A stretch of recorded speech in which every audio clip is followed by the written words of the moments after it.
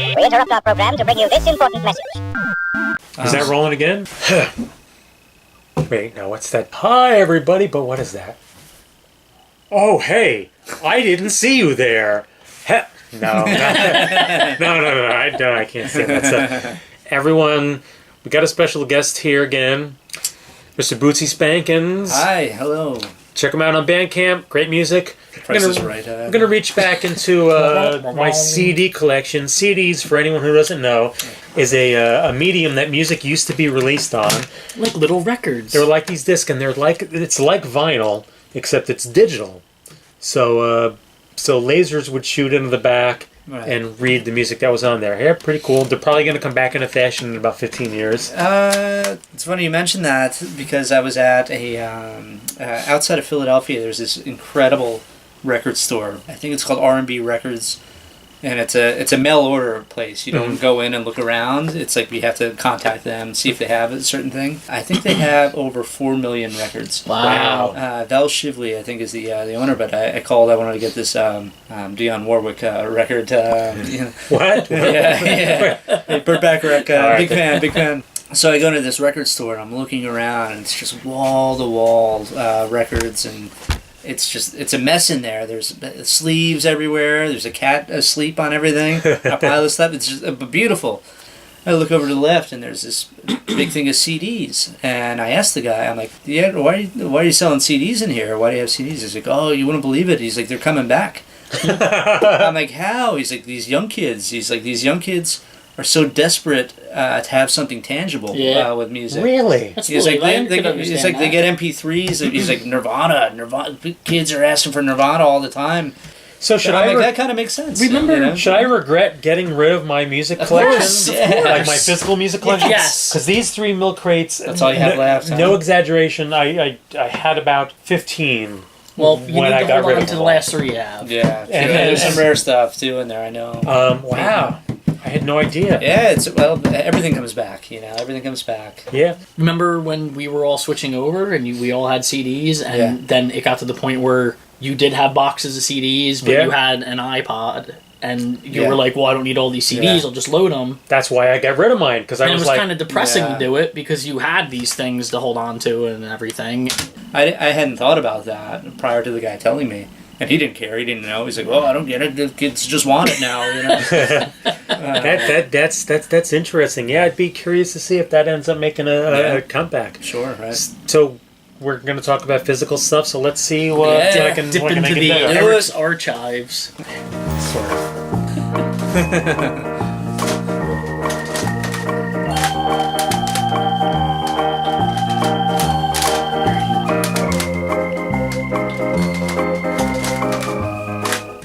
Oh, what about that band? This is my favorite CDs. So we're going to talk about B.B. King. We're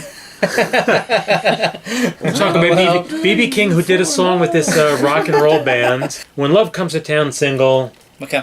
Rattle and Hum. U2 with B.B. King. What do you think? I don't love the song as much as everyone else. I'll say that. Yeah? I'm a huge U2 fan. I love U2. I've seen them live many times. My 2 favorite albums by U2 are The Joshua Tree and Achtung Baby. And there was an album in between called Rattle and Hum. And it was half live. I don't know. But I don't know what the ratio is, but a lot of live songs, a lot of songs that they wrote in between. I love Rattle and Hum. I love the album. But there's a part of me that kind of looks at it as like kind of not like a real album, like not like a real studio album. I think almost every U2 fan or people in general, I think that's the general consensus on the record. It's like, it doesn't count. Yeah, kind of. Right. And that might be a little unfair, because once you put like a couple of live songs on an album, then it's not the studio, and cover songs and whatnot. Yeah. And there are songs on Rattle and Hum that I absolutely love, and some I don't. The opening track I think is a weak cover of a great Beatles song, Helter Skelter. I agree. I loved it at the time. Tig is not a fan of the song in general.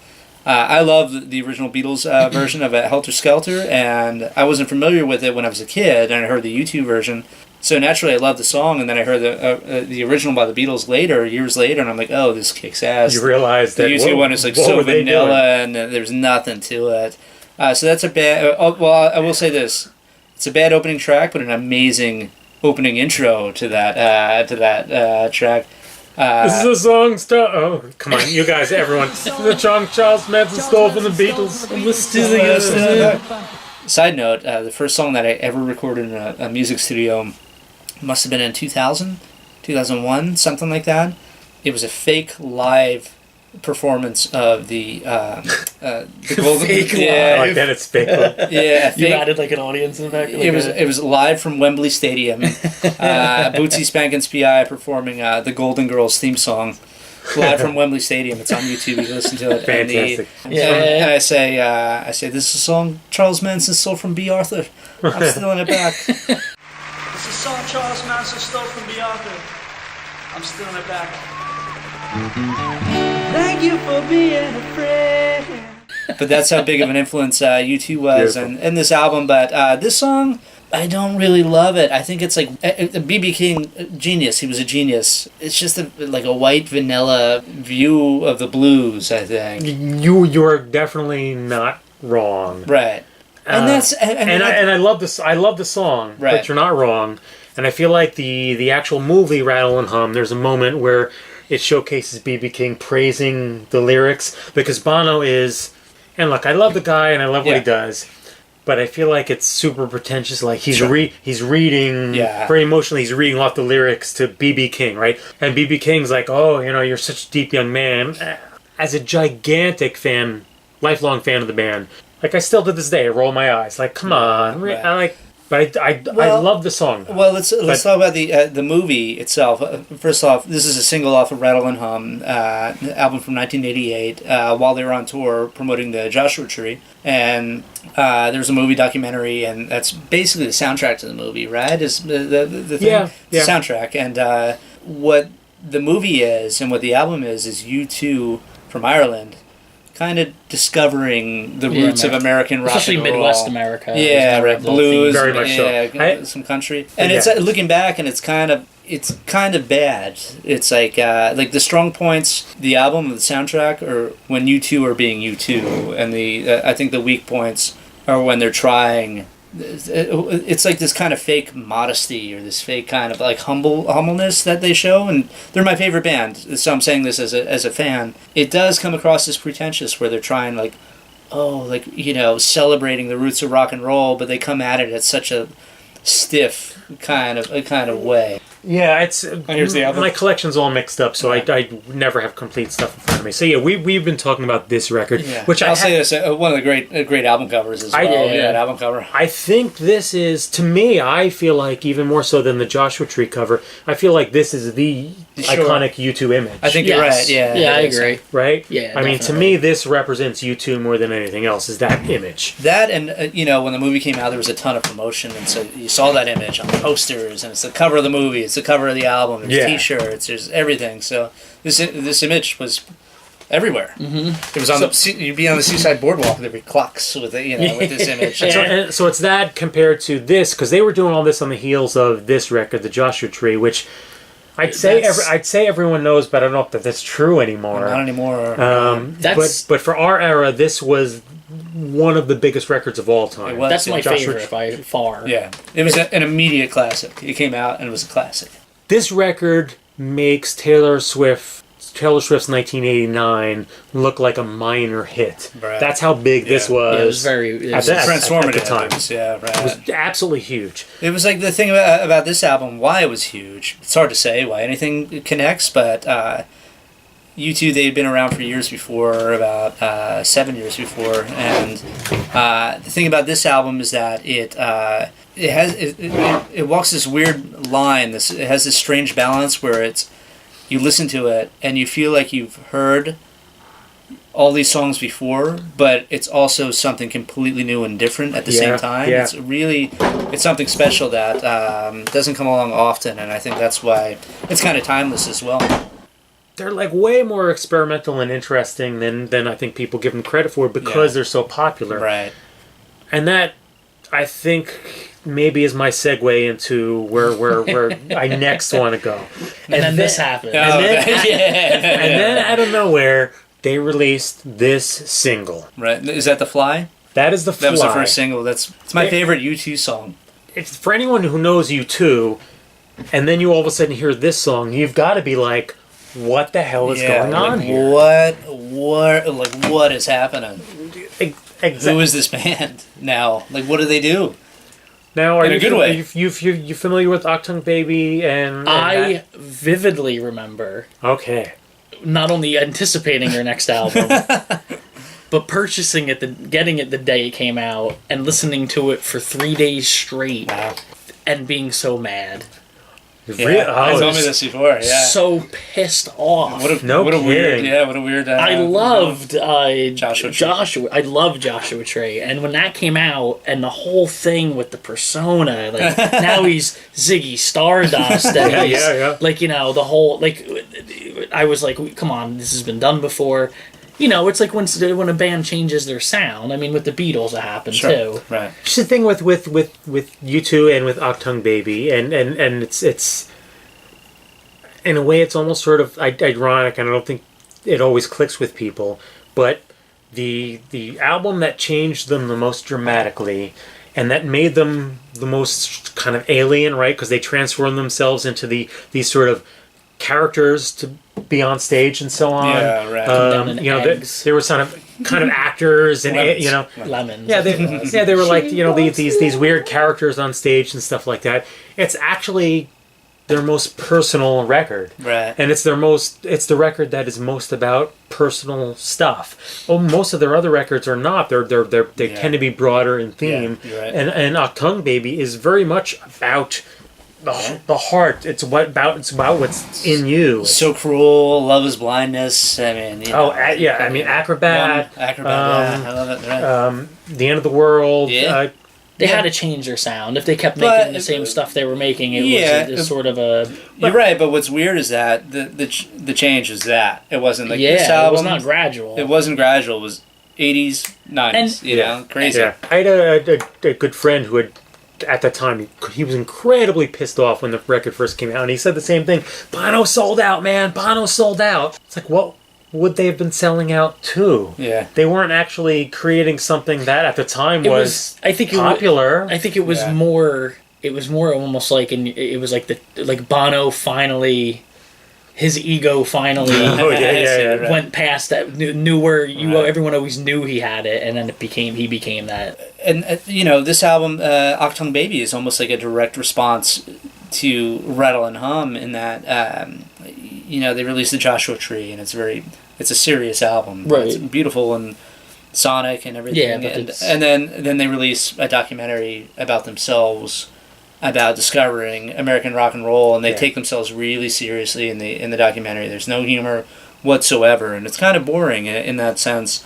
And then I think they're a very self-conscious band. Like, they're very almost to a fault, you know, and many more times than not. It helps them to be so self-conscious, and in this case in particular, I think they were very aware, very conscious of how they appeared in the Rattle and Hum documentary and the album, and just like these pretentious snobs. They almost became sick of themselves. Yeah, and that's what I think Achtung Baby is a response to, where they just went, well, if we're going to lighten up, we're just going to go all the way with it and pretend to be a rock these band, huge, like these stars. Excessive, you know, excess, and you know. Yeah, because all of a sudden they start doing Mysterious Ways, which was like influenced by the Manchester, you know, sort of a Britpop beat stuff. But at the same time, then they're doing, you know, like beautiful ballads.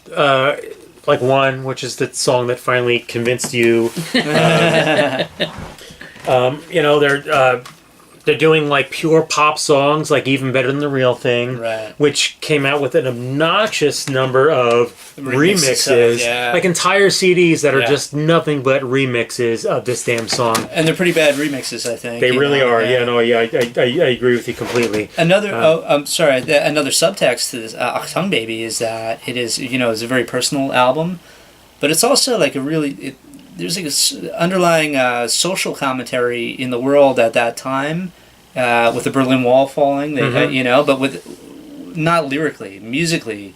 It makes statements musically, this album, hard to explain, but they recorded it in Berlin. Right. I think the same place where David Bowie recorded his Berlin trilogy. A part of, their stage setup, they had the German cars, I forget what they're called, as lights. And the production is very industrial.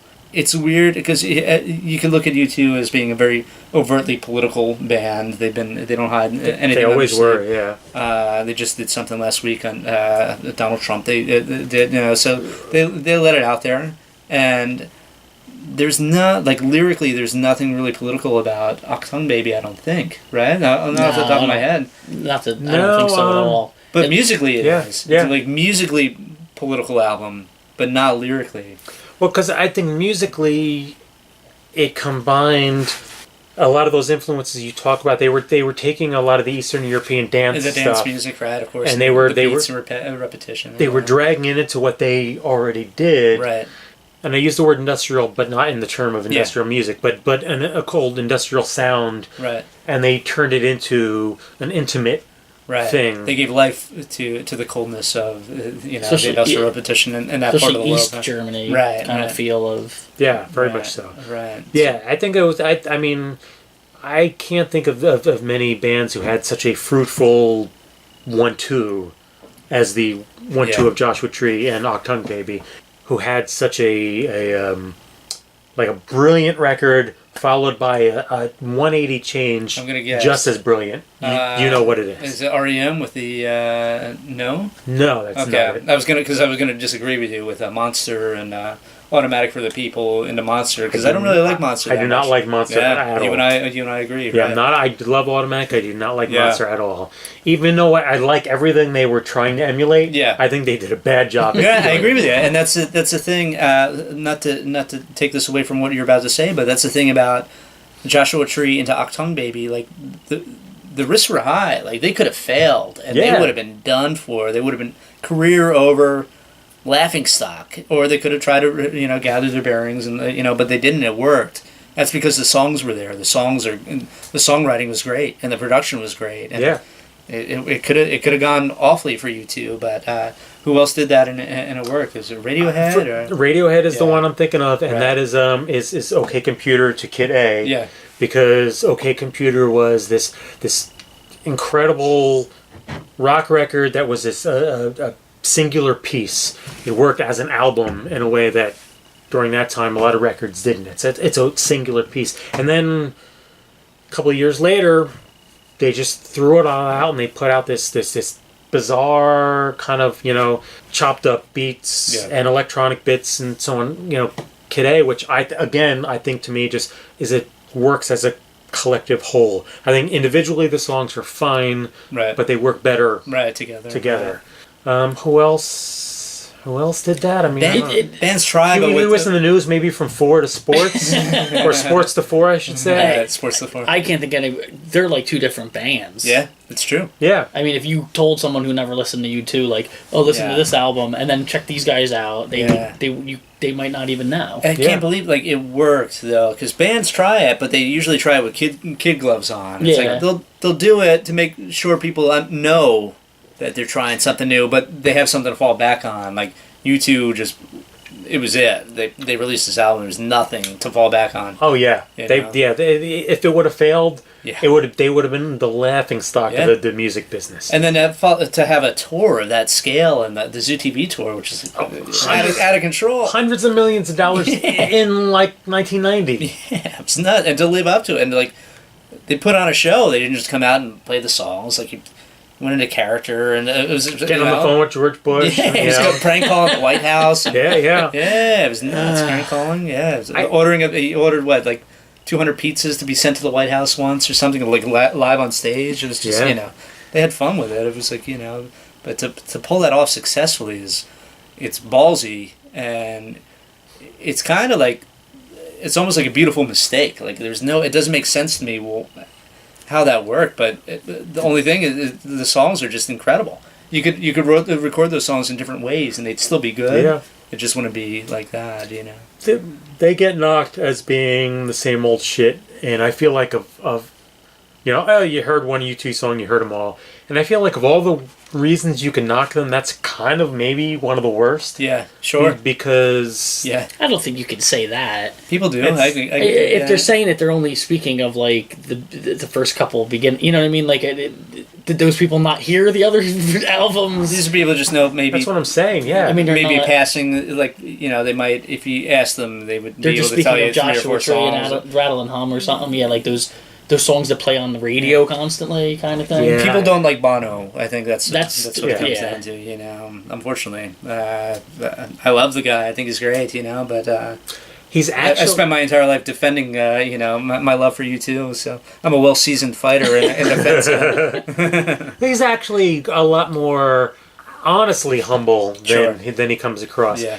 I think he sometimes gets. I think he gets the Sting rap. He gets a little where he's. I don't like Sting, so but that's what I mean. I think people kind of put them together in a way. They're both like politically, just shut your mouth and sing your music kind of idea. I think and maybe it's because as a big fan, I've watched the interviews with Bono and seen who he really is, and I realized like he's actually kind of insecure about his place in the music world. Yeah, right? Don't you? Absolutely. That's true. He thought his voice was too high. That was like one of the things when he first started singing. He just in general doesn't feel like he's. I think sometimes people misinterpret the fact that Bono recognizes U2's place in the music world, and he acknowledges it. Because Bono recognizes, and he's not wrong, he recognizes, like, look, we're one of the biggest bands in the world, and when we put out a record, like, it's kind of a big deal. Right. And I mean, I guess maybe that sounds arrogant, but it's true. Yeah. What do you think? What do you guys think about? Weren't they the ones that did the thing where they released the album and it was pushed onto everybody's iPod? Right. Well, it was on everyone's. It's a tacky idea for sure. Yeah. I get the idea for why. What's that? I understand. Right. That their feeling was, hey, everyone gets it for free. Yeah, and that's Apple. That's really Apple's fault more than anything. Yeah. But I would be more offended if the album sucked, and I was like, I love it. I love that new free album, but I was a little apprehensive because the 2 albums before I hated. Yeah. And I'm like, oh, here it is. They're done with. It's like, well, I gotta accept it now. U2 wasn't making. They're not making good albums anymore, and then this one came out. I'm like, oh wow, best record in it's decade. Better. It's better than. Do you have it over there? It's over here. All that you can't leave behind, which was huge at the time. It was post 9/11. Well, it came out before it, but right. Giant record, yeah. I think it was 2000 or 2001. 2000, late 2000, and then they released so many singles periodically. Oh god, that it was still relevant for about 2 years. And I'm gonna ruin your little thing there, but it was a huge album, and they stayed relevant, and their albums last a long time because they go on tour and whatnot. But it was post 9/11. They played the Super Bowl and all that stuff, and it was a huge album. Going back, I listened to this not too long ago, and I don't think it holds up that well. I agree. I don't think it's a very good record. Yeah, actually. I don't either. I loved it at the time. It meant a lot to me at the time. I was in college. I remember buying it at Tower Records in Philadelphia on Broad Street at midnight and running home to listen to it, loving it. I don't think the production is way too poppy, I think. This, I felt like, looking back, they were trying way too hard to remain in that top 40, the mainstream, Well, as we talked about in a previous episode, we briefly talked about misinterpreted music. Sure. Pop, the name itself is misinterpreted. Right. Because the title, it's ironic. Yeah, that's it's an what ironic they do. title. Right. Yeah, so the album, U2's album Pop, you might think it's like meant to be one thing, but it's very anti-pop. Yeah. It's actually one of their most difficult albums. So yeah, they come out with this, and it's got all that you can't leave behind. It's got a glossy sheen. Right. It's very like sparkling. Yeah, and very top. It's very top 40. The drums are very punchy and very the bass is very poppy. There's no real dirt or anything underlined. There's some great. I love the song New York on here. That's kind of a darker, great song, but a song like songs that I used to love when this came out like Kite. That's a real poppy, too sugary sweet for me. A Piece on Earth is a really bad song. The Peace on Earth is again. I think we talked about this previously. So on the nose, like REM's "Everybody Hurts." Oh, of course, yeah. Elevation, which is so trying embarrassing to a point of embarrassment. I think a song totally. like "Peace on Earth," you know. Elevation, which is trying way too hard to be a stadium sing along, like everyone sing Elevation. Yeah, that's like stop. Yeah, right. I think "Beautiful Day" is an incredible single. I love it. Yeah, and New York is an amazing closer. Yeah, but the record itself, I don't care Grace for. closes the album. Grace, which is a forgettable song. That's okay. That's right. Which you forgot about, you know. You forgot it was the last song. Clearly, it's a forgettable song. Yeah, that's right. Well, Grace says. Yeah, it's like there, and that's the thing. U2, all prior to this album, I think every single one of their albums ended on an amazing song. You know, you got like 40 or Shadows and Tall Trees. Love is Blindness. Love is Blindness. All I Want Is You, even on Rattle and Hum. My other than So Cruel, my favorite U2 song of all time. Incredible. Mothers of the Disappeared. Oh, great with the awesome. And MLK did not close out. Yeah, it did. Unforgettable Fire. It did. Was that close? I thought that came maybe. 40 closed War. No. MLK closes Unforgettable Fire. Right. Yeah, I could tell was that the right closer? Oh, maybe that was. Right there. It is. MLK, oh yeah, he's absolutely right. It closed out Unforgettable Fire. Right.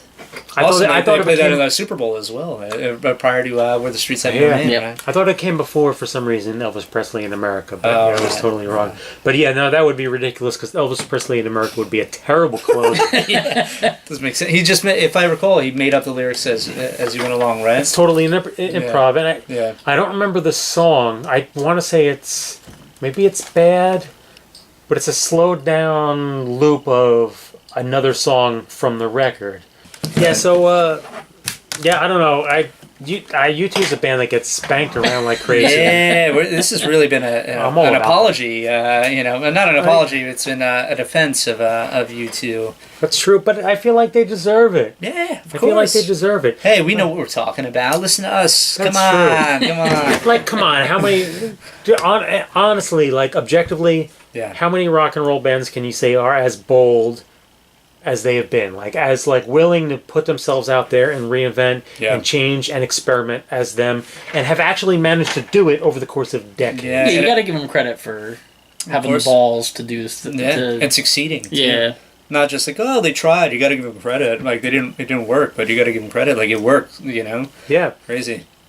Yeah, no, I think they're pretty awesome. Not embarrassed to say it, even though a lot of people think I maybe should be, so no. Yeah, likewise. I've been defending U2 my entire life. I got really into U2 because of my older brother. Across the hall, people asking Unforgettable Fire, The Joshua Tree. Oh, great. So that's how I got into him, and by the time I was in high school, I'd be wearing his old t-shirts. They were, U2 was just, it was past Achtung Baby at that point. It was past Europa, and it was, they weren't really relevant in those years, and everyone was into Green Day, and later Blink-182 and everything. I was listening to REM and U2. And interesting that it was that time. I was kind of treated differently. I was treated like a second-class citizen. You're listening to old man music. Yeah, exactly.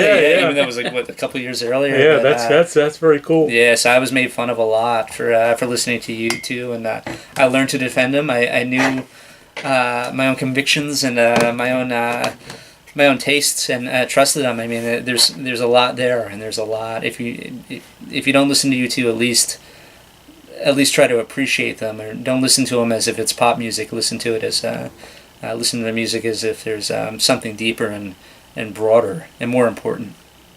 I couldn't agree more. I'm glad we brought you in for this, Bootsy.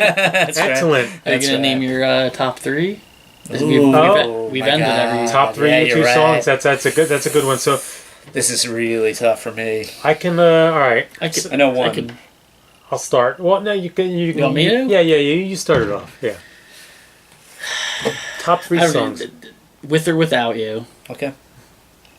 Awesome choice. Love it. Running to Stand Still. Ooh, I love it. Fantastic That's a great choice. song. It is, yeah. And I have to say One. Okay. Because it turned sucked me back in. I can't argue with any of those choices. I am thinking, so you're going to have to go ahead. I'm thinking really hard right now. Okay. Go ahead, Eric. So I'm gonna go Running to Stand Still. Really? That's up there too? I think way up there. Or if not one Running to Stand, actually, if you mention it, I'll have to ditch it. So I'm sorry. Stay, Far Away, So Close. Oh, right. Great. Beautifully written song. Absolutely love it. Number 2 is All I Want Is You from Rattle and Hum. Sometimes this is my number 1. It switches back and forth between the number 1 that I'll mention. But the edge leading into string section outro of that song to me is like as gorgeous as music gets. And So Cruel from Achtung Baby, which is an exercise in minimalism and then building into density, done so beautifully. Right. And it's a heartbreaking song, absolutely heartbreaking. I think So Cruel has some of Bono's best lyrics and worst, both in the same song. 'Cause there's a couple of cringers in there, right, but also some beautiful lines. So, sure. So those are my 3. Oh man, I've never really thought about this before. Number 1 for me is The Fly. That's just an amazing, unique rock and roll song. It introduced, in their history, in their long, storied history. That song, they released that was their first single before they released Achtung Baby, and it didn't catch on. It wasn't a successful single. No, it wasn't. People just didn't know how to react to it, and it was just kind of. I can't imagine being in the band the lack of response that it got. They were probably like, "Oh no, you're the biggest band in the world, and you put out this thing." They're and like, no one pays attention. There's a whole bunch more coming out. Like, what are we gonna do? Do we put a cork in it, or do we keep letting it flow? But that also has my favorite guitar solo. I'm not big into guitar solos, but that has my favorite guitar solo in any song ever. Yeah. And it's not because he's like shredding the guitar. These are just like single notes, but tonally beautiful. Yeah, exactly. The tone, the edge. You have to tip your hat because he created these landscapes that we're talking about. These grounds. Yeah, he's definitely underrated. Yeah.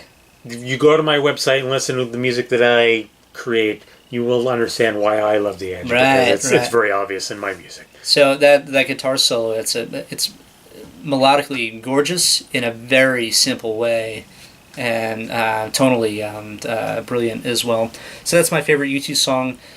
Second to that, I would have to say One Tree Hill. I think great, passionate song. Sad about their friend dying in a motorcycle accident, but the build of that, everything it starts off slow. By the time he's screaming by the end, but just a beautiful song, and then the ending, which wrongly on the CD versions attributed to the beginning of Exit. Right, yes, yeah. It's such a weird mistake. The ending of One Tree Hill. Oh, great ocean. For whatever reason, got cut off on the track of One Tree Hill, and starts the beginning of track 10, Exit. So I grew up thinking, when I had the CD, that was the beginning of Exit. Which makes no sense thematically. Yeah. The two different, the keys, and, one's major, one's minor. Those are 2. A third one, I really don't know. I have to give it more thought. Excuse me. It's got part 2, he told me. Yeah, right.